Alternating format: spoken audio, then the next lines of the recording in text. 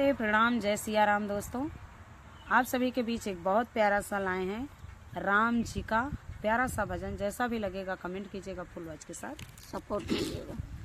कि 14 बरिसवा के दिन कब हो रही है, बतावा जननी राम कहिया ले आई है, बतावा जननी राम कहिया ले आई है। 14 बरिसवा के दिन कब हो रही है, बतावा जननी राम कहिया ले आई है, बतावा जननी राम कहिया ले आई है। राम के सनहिया में दहिया जुरानी, राम के सनहिया में दहिया जुरानी। जैसे पापी हरा व्याकुल बिना पानी, जैसे पापी हरा व्याकुल बिना पानी। उजड़ी नगरी कब आई है बसई है, उजड़ी नगरिया कब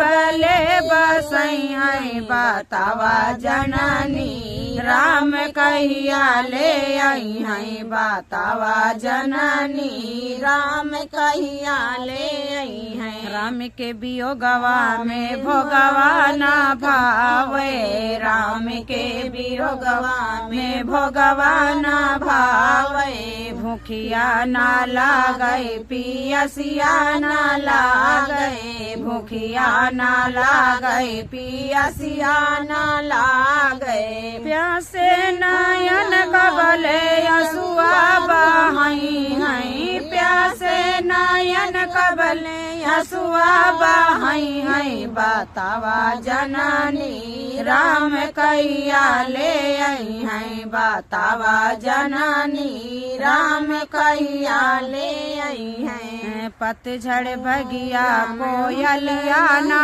बोले, पतझड़ बगिया कोयलिया ना बोले। फूलवा ना फूलै भमरवा ना डोले, फूलवा ना फूलै भमरवा ना डोले।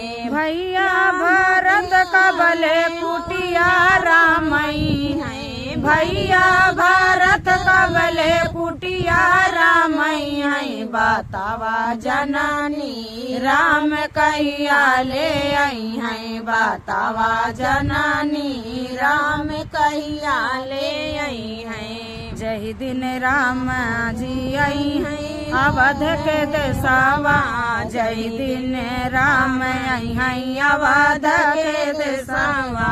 हमारे उजियरा के मिट्टी है काले सवा, हमारे उजियरा के मिट्टी है काले सवा।